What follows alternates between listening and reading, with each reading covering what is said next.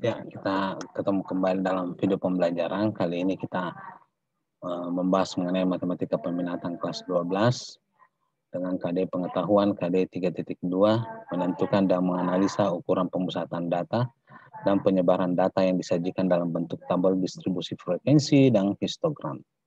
Sedangkan untuk KD keterampilan, KD 4.2 menyelesaikan masalah yang berkaitan dengan penyajian data, hasil pengukuran dan pencacahan dalam tabel distribusi frekuensi dan histogram.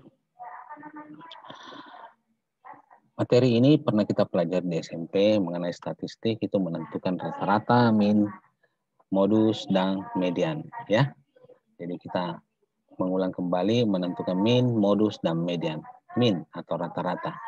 Ya, berarti jumlah semua data dibagi banyaknya data. Kita jumlahkan semua datanya dapat 27, banyaknya data 10, berarti kita memperoleh rata-ratanya 2,7. Sudah itu modus. Modus adalah data yang paling banyak muncul atau paling sering muncul. Di sini 2 ada 4. Sedangkan 3 cuma ada 3, berarti modusnya itu 2. Bagaimana kalau 3-nya juga ada 4? Berarti modusnya ada 2. Itu 2 dan 3. Tapi karena data terbanyak itu cuma angka 2, berarti modusnya cuma 2. Untuk menentukan median, kita harus urutkan data yang ada. Data ini belum terurut, jadi kita urutkan dulu. 1, 2, 2, 2, 2, 3, 3, 3, 4, 5. Median itu berarti kita membagi 2 data sama banyak ya. Dari sebelah kiri ada 5 data, sebelah kanan ada 5 data. Nah, ini mediannya. Mediannya 2, 3. Berarti mediannya itu 2 tambah 3 per 2, 2,5. Oke. Kita ke nomor 2 berikutnya ya. Tentukan min, modus, dan median dari data ini.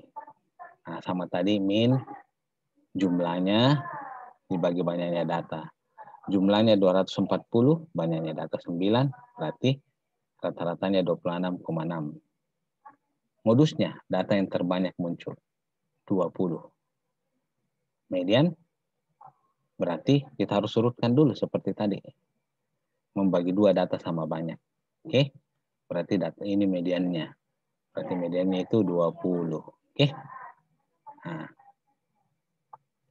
selanjutnya yang ketiga, menentukan kuartil bawah, kuartil tengah, dan kuartil atas.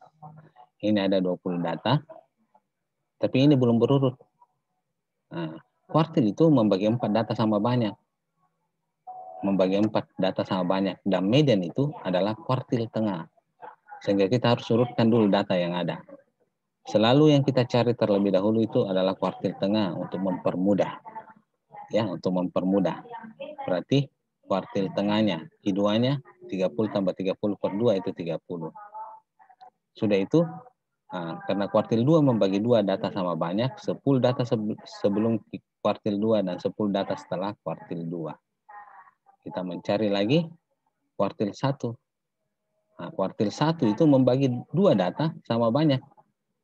Sampai di sini kuartil 2. Karena di sini ada 10, berarti kita membagi 2 sama banyak. 5 sebelah kiri, 5 setelah Q1 sampai Q2. Berarti 5 sebelum Q1 dan 5 antara Q1 dan Q2. Begitu pula dengan Q3. Antara Q2 dan Q3 ada 5 data. Setelah Q3 ada 5 data. Ya. Karena dia berada di tengah, di antara berarti kita tambah bagi 2. Oke. Nah, contoh keempat. Sama ya, menentukan kuartil bawah, tengah, dan atas. Ini ada 18 data. Kita urutkan dari kecil ke besar. Berarti datanya kita ambil, cari dulu kuartil tengahnya atau Q2-nya.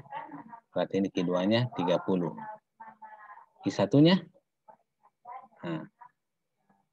20. Nah, ini kan ada 4 data. Sebelum Q1, 4 data juga antara Q1 sampai Q2.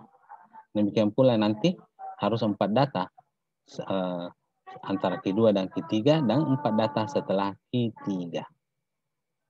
Oke. Nah, contoh keempat. Sama. Kuartil bawah, tengah, dan atas. Ini datanya sudah berurut.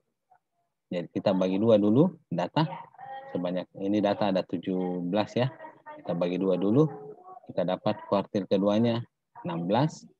Sudah itu sebelum kuartil 2 ada 8 data, berarti kita cari. Nah, ini Q1-nya 14, Q3-nya 17,5, berarti ada 4 data sebelum Q1, 4 data antara Q1 dan Q2, 4 data antara Q2 dan Q3, dan 4 data setelah Q3. Nah, contoh kelima, ini diberikan dalam tabel.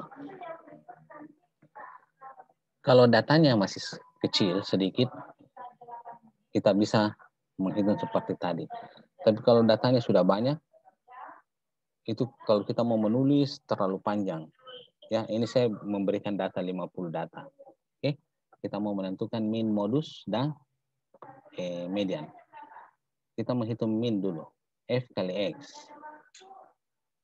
1 kali 2, 2. 2 kali 5, 10. 3 kali 8, 24. 4 kali 13, 52. 5 kali 9, 45. 6 kali 8, 48. 7 kali 5, 35. Kita jumlahkan semuanya. Frekuensi dulu, dapat 50. Frekuensi kali data, nilai 216. Sehingga min atau rata-ratanya 216 bagi 50, 4,32. Modus, nah, kita harus melihat frekuensinya. Frekuensi terbesar. Frekuensi terbesar artinya kan banyaknya data yang muncul seperti ini. Kalau angka 2, berarti angka 1 ini ada 2. Di sini frekuensi 5, angka 2 ada 5. Frekuensi 8, angka 3 ada 8. Frekuensi 13, angka 4-nya ada 13. Frekuensi 9, angka 5-nya ada 9. Frekuensi 8, angka 6-nya ada 8. Frekuensinya 5, angka 7 ada 5. Sehingga yang paling banyak itu adalah 13 atau angkanya 4. Berarti modusnya itu adalah 4. Nah, kalau mau menghitung kuartil, nah kan tadi kalau frekuensi 2, berarti angka 1 ada 2. Berarti angka 1 itu adalah data pertama sampai kedua. Setelah angka 1, angka 2.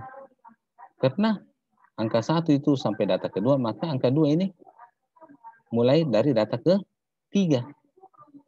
Nah, ke-3 sampai 7. Kenapa 7? Karena ada 5 data. 5 tambah 2, 7. Nah, angka 3 setelah angka 2. Berarti angka 2 ini sampai data ke-7. Berarti angka 3 kita mulai dari data ke-8. 8 sampai 15, karena 8 tambah 7. Nah, angka 4 itu setelah angka 3. Berarti angka 3, karena angka 3 cuma sampai 15, maka angka 4-nya itu mulai 16 sampai 28. Karena 13 tambah 15. Ya, kan data 4 ada 13. Sudah itu data kelima. Setelah angka 4, berarti karena ada angka 4 ini sampai data ke-28, maka angka 5 mulai data ke-29 sampai 37. Angka 6, 38 sampai 45, karena 8 tambah 37. Angka 7, 46 sampai 50. Jadi pas ya, datanya ada 50. Banyaknya 50. Nah, setelah kita tahu letak-letak data, kita cari kuartilnya. Kuartil pertama, kuartilnya ini kan untuk data 1 sampai 50. Selalu kita mencari kuartil ke tengah, di tengah dulu. Caranya berarti kuartil kedua, berarti 1 tambah 50 bagi 2. Berarti dia berada dari data ke 25,5. Jadi 1 tambah 50 bagi 2, berarti dia berada di data ke 25,5. Data 25,5 berarti berada di sini. Ini kan data ke-16 sampai 28, berarti data 25,5 ada di sini. Berarti dia berapa? Dia 4, berarti keduanya itu 4. Nah, setelah itu, berarti kan setelah saya dapat Q2 atau mediannya, berarti ini membagi 2 data sama banyak. Ini ada 25 data sebelum Q2 dan 25 data setelah Q2.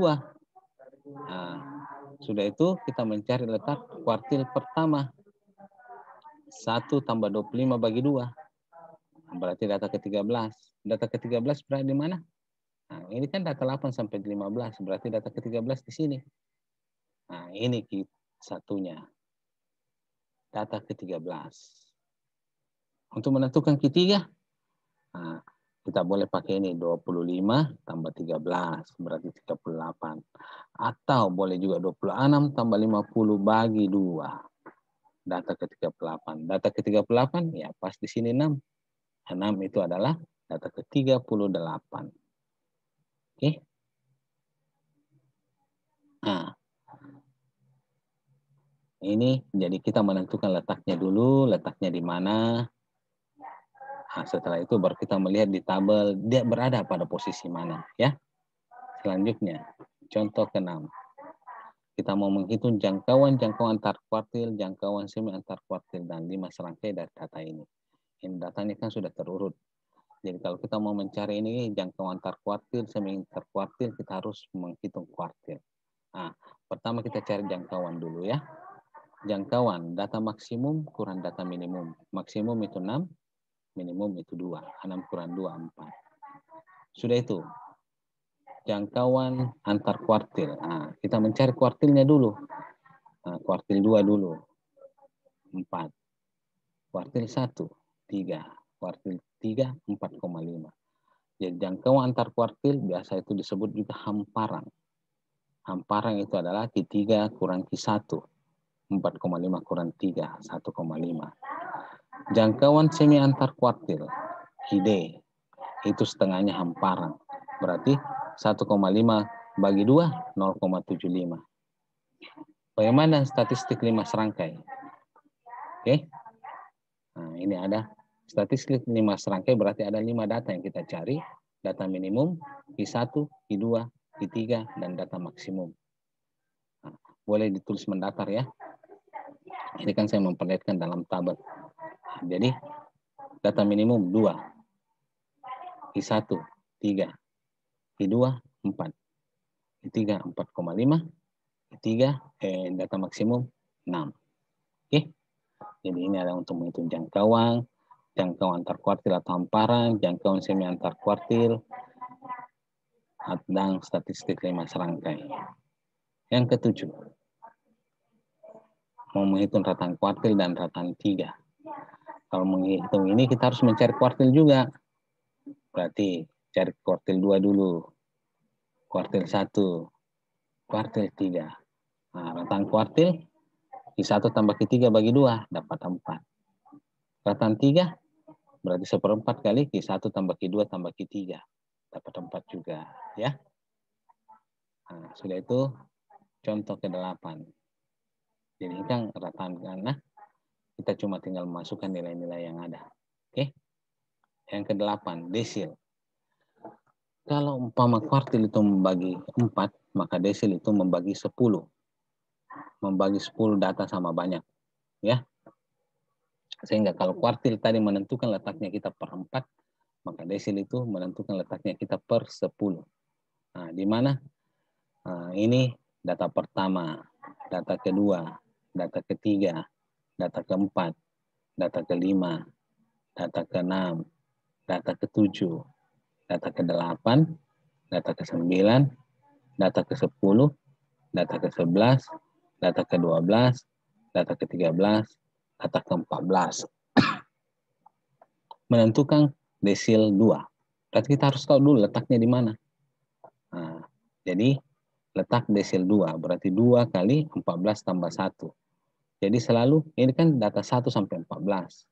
Jadi kita 14 tambah 1 dikali 2. Kenapa kali 2? Karena yang kita cari desil 2. Kenapa per 10? Karena yang kita cari adalah desil. Jadi kalau kuartil berarti bagi 4, desil itu bagi 10. Desil 2 berarti saya kali 2 dari 14 tambah 1. Saya dapatkan data ketiga. Data ketiga maka desil 2 itu adalah 3. Kalau desil 7, kita mencari letak dulu dari desil ke-7. Nah, 14 tambah 1 per 10. Kita kali 7 karena yang dicari adalah desil 7. Data ke 10,5. 10,5 berada antara 10, data ke 10 dan data ke 11. Berarti ini 5 tambah 5 per 2 sama dengan 5. Oke. Berikutnya, simpangan rata-rata. Jadi kalau mencari simpangan, kita harus mencari rata-rata dulu. Berarti rata-ratanya. Oke, karena ada 10 data, kita dapatkan 2 tambah 2, tambah 2, tambah 3, tambah 3, tambah 3, tambah 4, tambah 4, tambah 4, ini adalah 30. 30 bagi 10 itu adalah 3. Simpangan rata-rata, rumusnya. Simbolnya SR seper N. Nah, jumlah dari data dikurangi rata-rata. Harga mutlak ya, berarti tidak ada yang negatif. Oke, berarti seper R. 3 kali 2 kurang 3. Kenapa? Karena angka 2-nya ada 3. Angka 2-nya ada 3. Rata-ratanya 3. Oke, ditambah 4. Kenapa 4? Karena angka 3-nya ada 4. 3 kurang 3. 3 kurang 3. Sudah dikali 3. Karena angka 4 ada 3. 4 kurang 3. Bagi 10. Kenapa bagi 10? Karena jumlahnya data ada 10. Sehingga kita dapat simpangan rata-ratanya itu 0,6. Nah, seper NN ini adalah jumlah banyaknya data. Oke. Selanjutnya kita mencari simpangan baku. Simpangan baku berarti kita harus cari dulu rata-ratanya. Rata-rata. Nah, kita dapat 3,1. Oke. Sudah itu mencari simpangan baku. Rumusnya simpangan baku akar dari seper N. Dari jumlah pangkat 2 data dikurangi rata-ratanya. Nah, berarti simpangan baku berarti angka 2 ada 3, berarti 2 kurang 3,1. Angka 3 ada 3, berarti 3 kurang 3,1. Angka 4 ada 4, 4 kurang 3,1. Semua ini di pangkat 2. Nah, hasilnya pangkat 2 dikali 3 dapat 3,63. Hasilnya di pangkat 2 kali 3 dapat 0,003. Pangkat 2, hasilnya di pangkat 2 kali 4, 3,24 bagi 10. Kita dapatkan nanti simpangannya bakunya 0,83. Simpangan baku ini biasa juga namanya standar deviasi. Oke, simpangan baku atau standar deviasi. Ya, sampai di sini. Ya, ingat ya, jangan pernah mengeluh karena kondisi yang salah, karena keadaan yang salah, selalu datang pada waktu yang benar. Sampai di sini dulu video pembelajaran ini, semoga bisa bermanfaat dan dapat menjadi patokan pedoman untuk kita belajar. Terima kasih.